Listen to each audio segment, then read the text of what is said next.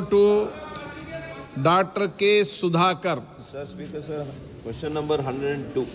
माननीय मंत्री जी। अध्यक्ष महोदय, उत्तर सदन के पटल पर रखा है। Honourable speaker sir. माननीय मंत्री जी उनको अधिकृत करके गए हैं। माननीय मंत्री जी ने उनको अधिकृत किया है, लेटर में दिया है, अधिकृत किया है। Honourable speaker sir, India is the second largest country in the world in growing of flowers, that is floriculture, in the field of floriculture. Likewise, Karnataka is also the second largest state in the country to be in the field of floriculture. Especially in the districts of Chikbalapur, Kolar, Tumkur and Bangalore rural, the small scale and medium scale of farmers, to the tune of 25,000 acres, they grow the flowers. The flower growers lack, unfortunately, the technical guidance, the storage and marketing facilities.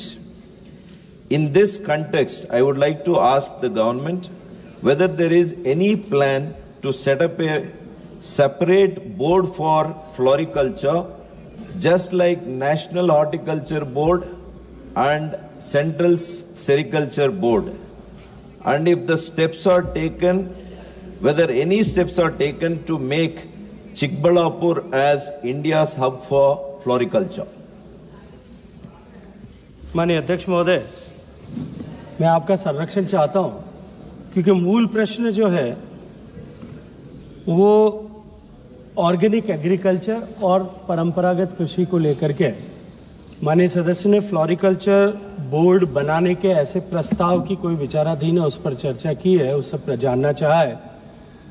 मैं आपके माध्यम से सदन को अवगत कराना चाहता हूं, माननीय सदस्य को भी अवगत कराना चाहता हूं कि इस तरह का कोई बोर्ड का बनाने का प्रस्ताव अभी वर्तमान में विचाराधीन नहीं है।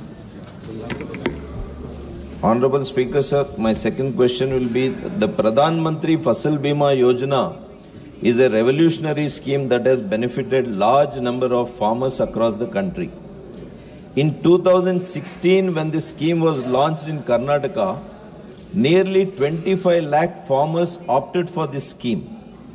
However, in the recent years, it has witnessed a dip in enrollments under the scheme due to multiple issues, including delay of claim payouts by private insurance companies.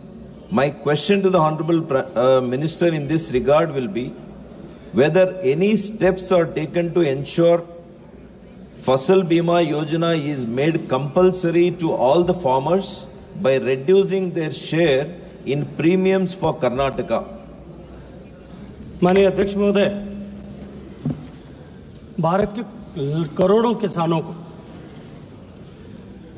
क्योंकि मैं तो उस क्षेत्र से व्यक्तिगत रूप से आता हूं जिस क्षेत्र ने 75 साल में आजादी के बाद में लगभग 60 बार अकाल को देखा है, और किसान परिवार का होने के नाते मैं उनके दर्द को, किसान को कि अकाल पड़ने के कारण से या ओलावृष्टि होने के कारण से, आंधी तूफान आने के कारण से किसान की फसल नष्ट होना, जो हमारे क्षेत्र में सामान्य विषय था, उसके चलते हुए किसान को कितना दुख तकलीफ झेलना के लिए मजबूर होना पड़ता था।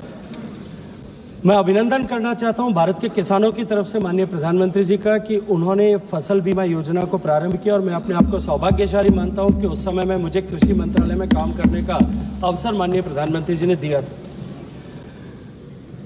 प्रधानमंत्री फसल बीमा योजना जब से लागू हुई है, तब से देश के करोड़ों लोगों को यह विश्वास सजित हुआ है, अर्जित किया है उन्होंने, कि यदि राम रूठ जाए, राजस्थानी में एक कहावत है कि राम रूठ जाए लेकिन राज साथ में खड़ा है, भगवान भी नाराज हो जाए लेकिन सरकार साथ में खड़ी है, ऐसी परिस्थिति निश्चित रूप से किसान आज महसूस करते हैं। माननीय सदस्य ने प्रश्न किया है कि A dip has been observed in the total number of the farmer who has opted for the insurance. मैं माननीय सदस्य के संज्ञान के लिए और सदन के लिए संज्ञान के लिए निवेदन करना चाहता हूं कि पहले ये स्कीम कंपलसरी थी, और हर ऐसा फार्मर जो लोनी फार्मर है उसके लिए आवश्यक था, ऑटोमेटिकली उसका इंश्योरेंस होता था। लेकिन देश भर में अनेक प्रदेशों से, इस सदन में भी अनेक बार इस प्रश्न को उठाया गया कि हमारा जबरदस्ती इंश्योरेंस किया जा रहा है, हमारी कोई आवश्यकता नहीं है। ये तो बता माननीय दिया। प्रधानमंत्री जी के मार्गदर्शन में उसे समाप्त किया गया। अब ऑप्ट आउट करने की सुविधा है कि अगर फार्मर चाहे तो वो ऑप्ट आउट कर सकता है कि मैं इस बीमा को नहीं लेना चाहता। उसके कारण से निश्चित रूप से डिप हुआ है और देश भर में लगभग लोनी फार्मर्स में 3 करोड़ 20 लाख फार्मर ऐसे थे जिन लोगों ने जो है फसल बीमा से अपने आप को बाहर रखा है। लेकिन माननीय सदस्य की जानकारी के लिए, मैं सदन की जानकारी के लिए बताना चाहता हूं कि उसको लेकर के एक स्पेशल ड्राइव पिछले वर्ष में आयोजित किया गया जिसमें 1 करोड़ 30 लाख के लगभग फार्मर्स को नया उसके साथ में जोड़ा गया। निश्चित रूप से मैं आग्रह करूंगा यहां बैठे हुए सभी सम्मानित सदस्यों से कि किसानों को अपने प्रभाव का उपयोग करते हुए इस जो है बीमा योजना के साथ में जोड़ने के लिए सभी सम्मानित सदस्यों को अपने जो है कर्म क्षेत्र में उसके लिए प्रोत्साहित करने की आवश्यकता है। श्री के विश्वेश्वर रेड्डी। धन्यवाद स्पीकर महोदय। मेरा प्रश्न बायोगैस प्लांट के ऊपर है। सब बायोगैस के कई फीडबैक होते